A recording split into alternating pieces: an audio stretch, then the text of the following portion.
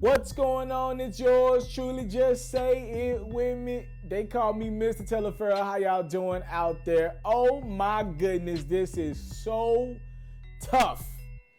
Whew. As we get ready for the season that starts Tuesday, I thought it would be dope to go through and give y'all my 8 predictions per conference. Who's going to make the playoffs?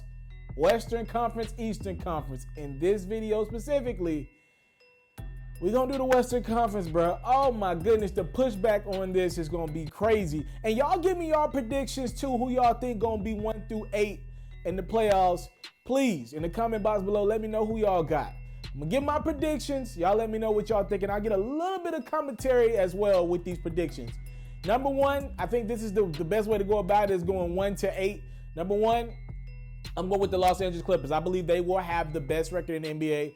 Let's just call a spade a spade. This team was competitive without Paul George, without Kawhi Leonard. And I know PG is going to be out for about a month of the season, but I think they'll be able to hold it down with, maybe the game's best player, Kawhi Leonard, manning that offense, finding his game, being able to take about 5 to 7 more shots until Paul George returns.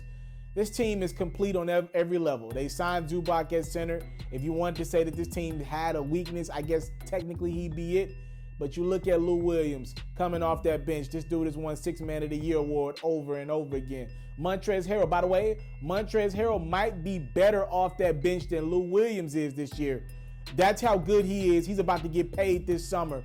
Montrezl Harrell and Lou Williams off that bench. There's no duo like that in the NBA off anyone's bench in the league. Be clear about that. Patrick Beverley just got paid. He's hungry as hell to make it to an NBA Finals. Again, Kawhi Leonard and Paul George on the perimeter. I don't know what else to tell you guys. This team took the Golden State Warriors 6 games last year. No Kawhi, no PG. I think they'll be ready to go to war this season. I got them at number 1. Number 2, this is going to shock some people because people think I hate on the Houston Rockets so much. I actually have the Rockets at number 2. So here's my thing with Houston. I think they're going to be a phenomenal regular season team. You want to know why? You get guys like James Harden and Russell Westbrook in the regular season on a Tuesday night. What I love about Harden and Westbrook and why these guys are both going to be first ballot Hall of Famers, they don't take a night off, either one of those guys. Now, when you're in the playoffs and you got a week or two for a coach, at least any type of good coach in this league, he can strategize and force Harden into Westbrook into bad shots. That's why they lose in the postseason. But in the regular season format, I think this team's going to win a lot of games. I mean, Harden, hell, he's been able to pretty much hold the Rockets down by his damn self the last couple years with Clint Capella and Chris Paul having their respective injuries. Now he's got Russell Westbrook, who's going to at least be there every night. Unlike Chris Paul, Westbrook can still go out and get you a triple-double. And I know Westbrook cares about his damn stats. And I know he's been thinking, how can he contribute to this team but still keep that Westbrook brand at a premium? So what I believe Westbrook is going to go into is that 18-point, 20-point per game, 10 rebound, 12 assist bag. That's why I think he wants to be, still keeping that triple-double intact. So he'll probably be the guy to step back. If I've been watching the preseason correctly, it looks like Westbrook has made the initiative to step backwards to let Harden shine. But Westbrook's going to want to hit that double in that stat line. He's going to want to make sure he's over 10, 10, and 10. And that's how he's going to get his. Number 3 for me, the Denver Nuggets. So the Denver Nuggets won a lot of regular season games last year. They've gotten better. Michael Porter Jr., get used to him. He's the real deal. I got the Nuggets fall in one spot, but all in all, this team is more than equipped to win any given regular season game. Again, a lot of these teams that I have atop the Western Conference, they're just simply not going to lose games to some of these Eastern Conference bad teams. All right? Denver Nuggets at 3, Jokic, Jamal Murray, Michael Porter now in the mix. He's good. All right, number 4. Now I have the Los Angeles Lakers. I just think the Nuggets are going to win more regular season games because I think they're younger and they're going to take the regular season much more serious. AD will miss games. We've seen that throughout his career.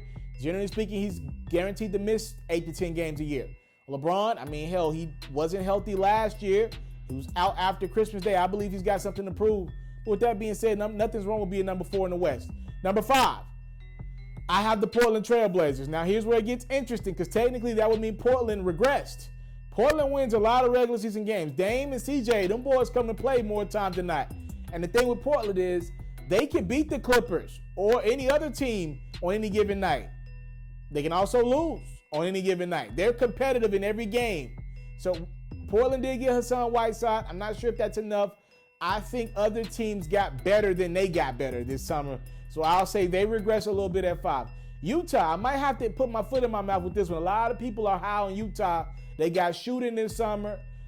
They've been able to add Mike Conley to the mix at point guard. Now Donovan Mitchell. Donovan was just doing too much. Like, they asked too much of Donovan Mitchell last year in Utah. They wanted him to be the best scorer on that team. They wanted him to be the best passer, a point guard, facilitator, and their best defender. When you're going up against teams like James Harden, the Rockets, I'm sorry, that's just too many responsibilities.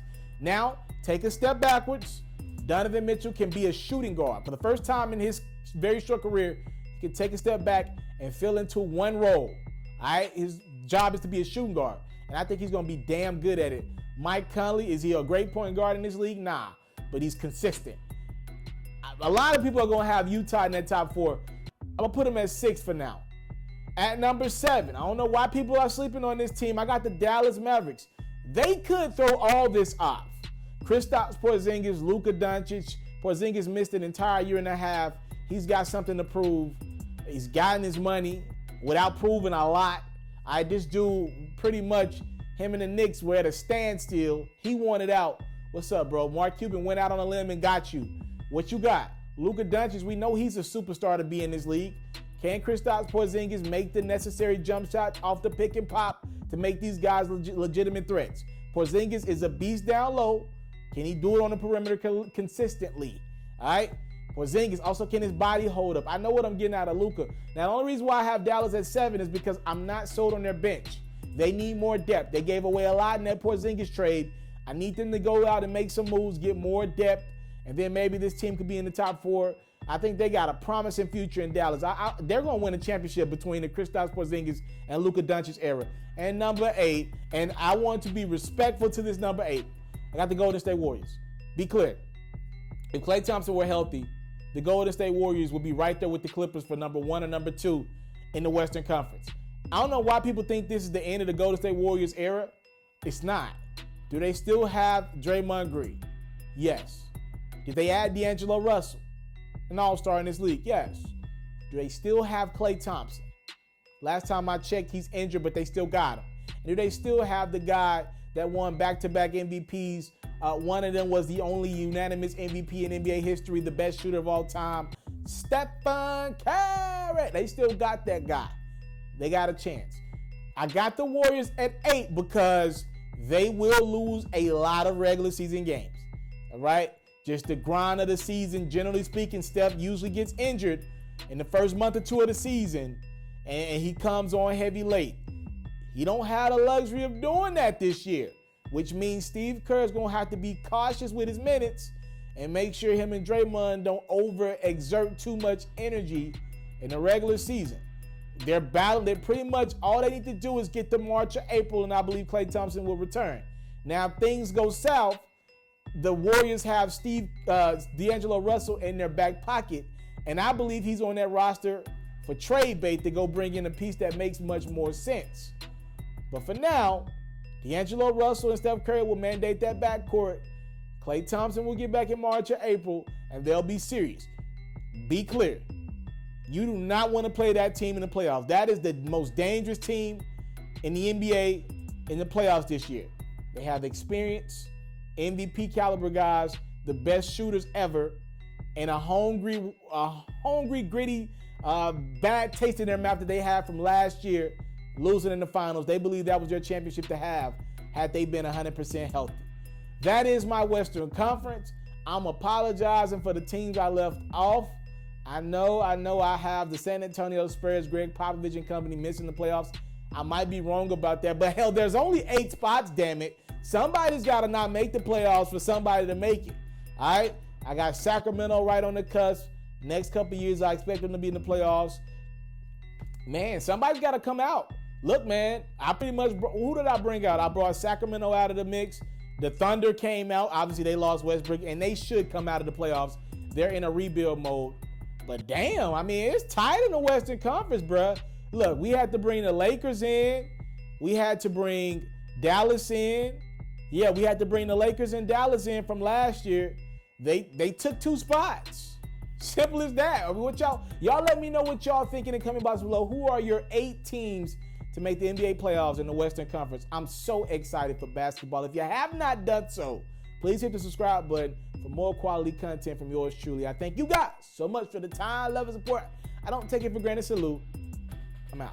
You into sports, we got you. NFL news, I got you. NBA news, NBA highlights, NBA full coverage, feature stories, all that great stuff, I got you. We even got a little bit of Madden and 2K mixed in. Subscribe to this platform, and I got you. More quality content on the way. Subscribe.